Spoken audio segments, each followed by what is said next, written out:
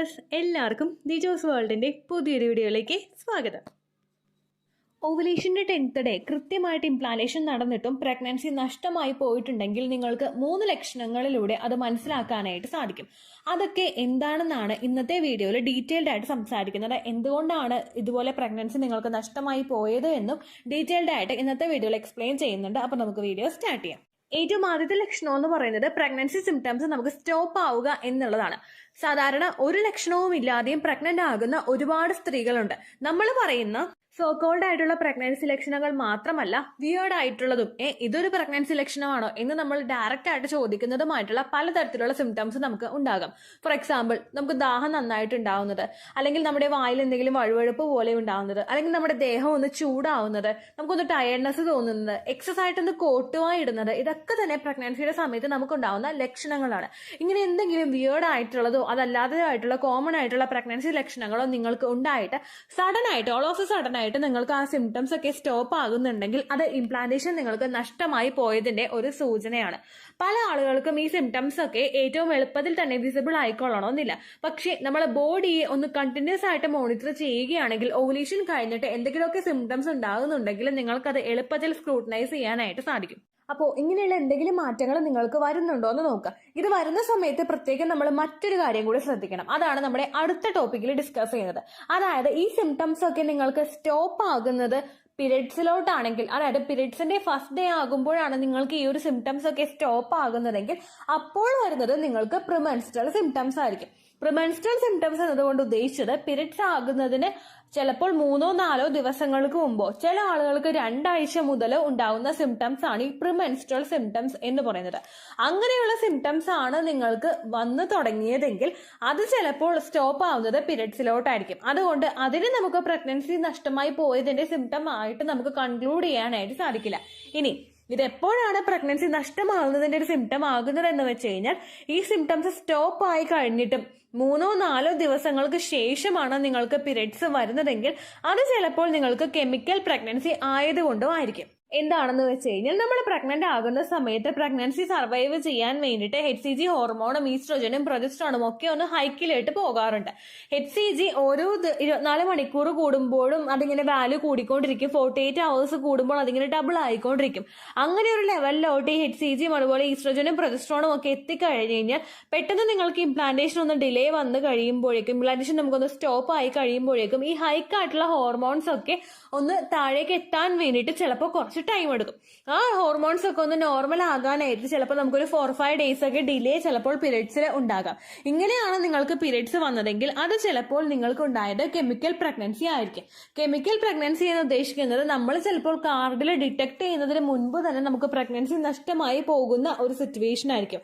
ഇങ്ങനെ കണ്ടിന്യൂസ് ആയിട്ട് നിങ്ങൾക്ക് പീരിയഡ്സിന് മുൻപ് ഒരു 3-4 മാസം കൂടുമ്പോൾ നിങ്ങൾക്ക് ഇങ്ങനെ വരുന്നു, പീരിയഡ്സ് കുറച്ച് ഡിലേ ആകുന്നു, ദെൻ അഗെയിൻ പീരിയഡ്സ് വരുന്നു, അങ്ങനെയുള്ള ഒരു സിറ്റുവേഷൻ ഒരു റെക്കറന്റ് ആയിട്ട് നിങ്ങൾക്ക് ഉണ്ടാകുന്നുണ്ടെങ്കിൽ, ഓരോ മാസം എന്ന പോലെയല്ല, ഒരു 2-3 മാസം കൂടുമ്പോഴേക്ക് ഈ ഒരു ഫിനോമിന നിങ്ങൾക്ക് കണ്ടിന്യൂസ് ആയിട്ട് വരുന്നുണ്ടെങ്കിൽ നിങ്ങൾ ബോഡിക്ക് ഒന്ന് കെയർ കൊടുക്കുന്നത് നല്ലതായിരിക്കും കേട്ടോ.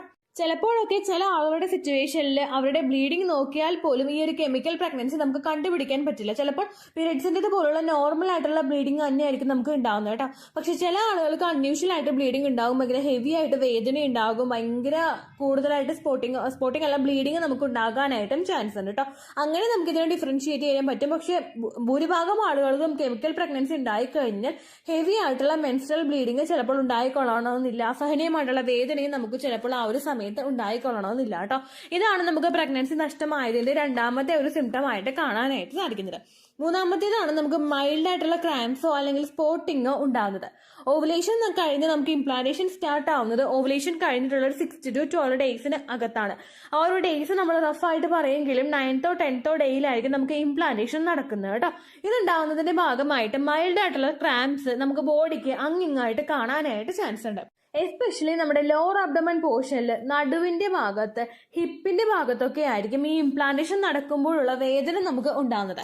ഫസ്റ്റ് പ്രഗ്നൻസിയുടെ സമയത്ത് നമ്മുടെ യൂട്രസിന്റെ ഇമേജ് വീഡിയോസ് ഒക്കെ കണ്ടവർക്കറിയാം, ഇത് വളരെ ചെറുതാണ്, തീരെ ചെറുതാണ് നമ്മുടെ ഈ യൂട്രസ് എന്ന് പറയുന്നത്.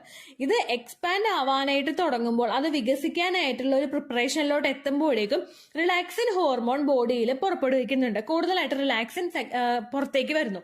ഇങ്ങനെ വരുന്നതിന്റെ ഭാഗമായിട്ട് നമ്മുടെ ജോയിന്റ്സിൽ, നമ്മുടെ ആ ഒരു ജോയിനിങ് ആവുന്ന പോർഷൻ ഉണ്ടല്ലോ, നമ്മുടെ ലോവർ അബ്ഡമൻ പോർഷൻ, ഇവിടെയൊക്കെ നമുക്ക് അസഹനീയമായിട്ടുള്ള വേദന ചിലപ്പോൾ അനുഭവപ്പെടാം. ഒരുപാട് നേരം ലാസ്റ്റ് ചെയ്യുന്നതായിരിക്കില്ല ഇങ്ങനെയുള്ള വേദന. ചിലപ്പോൾ ഒന്ന് നന്നായിട്ട് ഇങ്ങനെ ഒരു പ്രഷറിൽ ഒരു കുത്തുന്നത് പോലെ, അല്ലെങ്കിൽ നന്നായിട്ട് നീര് വീഴുന്നത് പോലെ, അല്ലെങ്കിൽ ഇടയ്ക്കിടയ്ക്ക് ഇടുപ്പിന്റെ രണ്ട് ഭാഗത്തുമായിട്ട് നമുക്ക് വേദന അനുഭവപ്പെടാം. ഇങ്ങനെയുള്ള ഒരു വേദന ചിലപ്പോൾ കണ്ടിന്യൂസ് ആയിട്ട് ഒരു ഇംപ്ലാന്റേഷൻ കഴിഞ്ഞ് 2-3 ഡേയ്സ് നിങ്ങൾക്ക് ഉണ്ടാകാം. ഒറ്റ സ്ട്രെച്ചിൽ 1-2 മണിക്കൂർ അങ്ങനെയല്ല കേട്ടോ, വന്ന് പോയിക്കൊണ്ടിരിക്കുന്ന തരത്തിലായിരിക്കും നിങ്ങൾക്ക് ഈ ഒരു ഇംപ്ലാന്റേഷൻ നടക്കുമ്പോൾ ഉണ്ടാവുന്ന വേദന അനുഭവപ്പെടുന്നത്. അങ്ങനെ നിങ്ങൾക്ക് വേദന മൈൽഡായിട്ട് വന്നു പോകുന്നുണ്ടോ എന്ന് നോക്കുക കേട്ടോ. ചില ആളുകളുടെ കേസിൽ ഇതുപോലെ മൈൽഡ് ആയിട്ടുള്ള ക്രാംസ് ഈ ഞാൻ പീരീഡ്സിന്റെ മിസ്സായി പോകുന്ന ദിവസങ്ങളിൽ, ഞാൻ നേരത്തെ പറഞ്ഞ പോലെ പീരീഡ്സിന്റെ ഡേയ്സ് മിസ്സായി പോകുന്ന സമയങ്ങളിൽ നമുക്ക് ഉണ്ടാകും. അതായത് മൈൽഡ് ആയിട്ടുള്ള ക്രാംസ് ചിലപ്പോൾ നമുക്ക് ഉണ്ടാകുന്നത് ഈ യൂട്രസ് കുഞ്ഞിനെ എക്സ്പെൽ ചെയ്യാനായിട്ട് ശ്രമിക്കുന്നത് കൊണ്ടായിരിക്കും. ആ ഒരു എംബ്രിയോനെ കളയാനായിട്ട് ശ്രമിക്കുന്നത് കൊണ്ടും നിങ്ങൾക്ക് മൈൽഡ് ആയിട്ടുള്ള രീതിക്ക് ക്രാംസ് ഉണ്ടാവാനായിട്ട് ചാൻസ് ഉണ്ട്. ചിലപ്പോൾ ചിലർക്ക് ചെറുതായിട്ടുള്ള സ്പോട്ടിങ്ങും ഉണ്ടാകാനായിട്ട് ചാൻസ് ഉണ്ട് കേട്ടോ. അപ്പോൾ ഇതൊക്കെയാണ് മെയിൻ ആയിട്ട് ഇംപ്ലാന്റേഷൻ ഫെയിൽ ആകുന്ന സമയത്ത് നമുക്ക് ഉണ്ടാകുന്ന കുറച്ച് ലക്ഷണങ്ങൾ. ഇനി എന്തുകൊണ്ടാണ് ഇങ്ങനെ നമുക്ക് കണ്ടിന്യൂസ് ആയിട്ട് ഉണ്ടാകുന്നതെന്ന് ഏറ്റവും ആദ്യം തന്നെ നമ്മൾ മനസ്സിലാക്കണം. എന്നിട്ട് ഇത് റെക്ടിഫൈ ചെയ്യാൻ വേണ്ടിയിട്ടുള്ള കാര്യങ്ങളാണ് നമ്മൾ ചെയ്യേണ്ടത്. ഏറ്റവും ആദ്യത്തെ റീസൺ എന്ന് പറയുന്നത് എംബ്രിയോയുടെ ക്വാളിറ്റി കുറവാണ്. ഫെർട്ടിലൈസ്ഡ് ആയിട്ടുള്ള എഗ്ഗിന് ആ ക്വാളിറ്റി കുറവാണെങ്കിൽ, എഗ്ഗിനോ സ്പേമിനോ ക്വാളിറ്റി നന്നായി കുറവാണെങ്കിൽ അത് ജോയിൻ ആയിട്ടുണ്ടാകുന്ന എംബ്രിയോയ്ക്കും ക്വാളിറ്റി വളരെ കുറവായിരിക്കും. ചിലപ്പോൾ അതിന്റെ DNA സ്ട്രക്ചറിലൊക്കെ വ്യത്യാസം ഉണ്ടാകാനായിട്ടും ചാൻസ് ഉണ്ട് കേട്ടോ. അങ്ങനെ ഡെവലപ്പ് ആയിട്ടുള്ള എംബ്രിയോയ്ക്ക് നമുക്ക് ഇതുപോലെ ഉണ്ടാകാനായിട്ട് ചാൻസ് ഉണ്ട്, നമുക്ക് ഇംപ്ലാന്റേഷൻ ഫെയിൽ ആകാനായിട്ട് ചാൻസ് ഉണ്ട്. രണ്ടാമത്തെ ഒരു ഇഷ്യൂ എന്ന് പറയുന്നത് എൻഡോമെട്രിയൽ ലൈനിങ്ങിന്റെ ഇഷ്യൂ ആണ്. അതായത് എൻഡോമെട്രിയൽ ലൈനിങ്ങിന് കൃത്യമായിട്ടുള്ള തിക്നെസ് ഇല്ല, ഫൈബ്രോയിഡോ അല്ലെങ്കിൽ മറ്റേതെങ്കിലും ഇഷ്യൂസ് നമുക്ക് ഈ യൂട്രസിൽ ഉണ്ടെങ്കിൽ അതിന്റെ ഭാഗമായിട്ട് എൻഡോമെട്രിയോസിന്റെ കണ്ടീഷൻ നേരത്തെ ഉള്ള ഒരാളൊക്കെ ആണെങ്കിൽ നമുക്ക് ഇതുപോലെ എംബ്രിയോയ്ക്ക് ക്വാളിറ്റി ഉണ്ടെങ്കിലും ആ എൻഡോമെട്രിയൽ ടിഷ്യൂവിൽ പറ്റിപ്പിടിച്ച് കുഞ്ഞ് വളരുന്നത് കൊണ്ട് ആ ടിഷ്യൂ ക്വാളിറ്റി ഉള്ളതില്ലാതെ വരുന്ന സിറ്റുവേഷനിൽ നിങ്ങൾക്ക് ഇതുപോലെ യൂട്രസ് പുറത്തേക്ക് പോകാറുണ്ട്. യൂട്രസിൽ നിന്ന് കുഞ്ഞ് എംബ്രിയോ നമുക്ക് നഷ്ടമായി പോകാറുണ്ട് കേട്ടോ. അടുത്തൊരു സിറ്റുവേഷൻ ആണ് ക്രോമസോമൽ ആയിട്ടുള്ള എന്തെങ്കിലും അബ്നോർമാലിറ്റീസ് ഉണ്ടാകുന്നത്. ഡെവലപ്ഡ് ആയിട്ടുള്ള എഗ്ഗിന് ക്രോമസോമൽ അബ്നോർമാലിറ്റീസ് സംഭവിക്കുമ്പോൾ നമുക്ക് ഇതുപോലെ ഉണ്ടാകാം.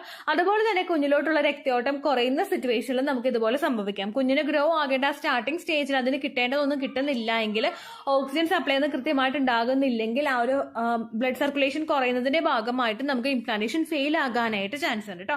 അടുത്ത റീസൺ ആണ് ഹോർമോണൽ ഇംബാലൻസസ്. അതായത് പ്രൊജസ്ട്രോൺ ഹോർമോണൊക്കെ കൃത്യമായിട്ട് ഇൻക്രീസ് ആകുന്നില്ല. അതായത് ആ പ്ലസന്റ ഫോർമേഷനൊക്കെ മുൻപ് വരെ നമ്മുടെ പ്രഗ്നൻസിയെ സപ്പോർട്ട് ചെയ്ത് മുൻപോട്ടേക്ക് കൊണ്ടുപോകുന്നത് ഈ പ്രൊജസ്ട്രോൺ ഒക്കെയാണ്. അപ്പോൾ ആ ഒരു ലെവലിലൊക്കെ എന്തെങ്കിലും ഇംബാലൻസസ് ഒക്കെ വന്നു പോകുന്നുണ്ടെങ്കിൽ അത് നമുക്ക് പ്രഗ്നൻസി നഷ്ടമാകാനായിട്ടുള്ള പ്രധാനപ്പെട്ട കാരണങ്ങളാണ് കേട്ടോ.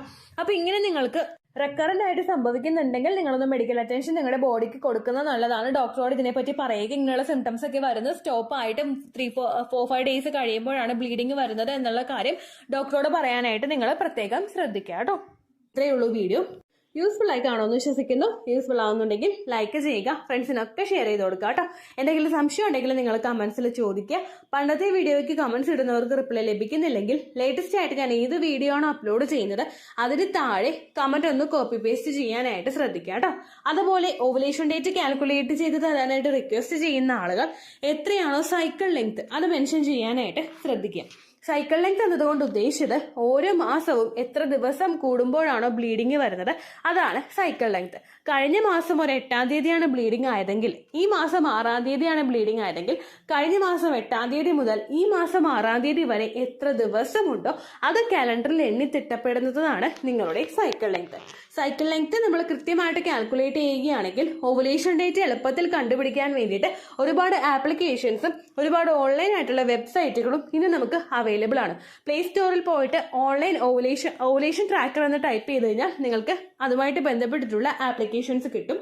അത് പറ്റുന്നില്ല എങ്കിൽ ഗൂഗിളിൽ പോയിട്ട് ഓൺലൈൻ ഓവുലേഷൻ കാൽക്കുലേറ്റർ എന്ന് ടൈപ്പ് ചെയ്ത് കഴിഞ്ഞാൽ അതുമായിട്ട് ബന്ധപ്പെട്ടിട്ടുള്ള വെബ്സൈറ്റുകൾ നിങ്ങൾക്ക് കിട്ടും.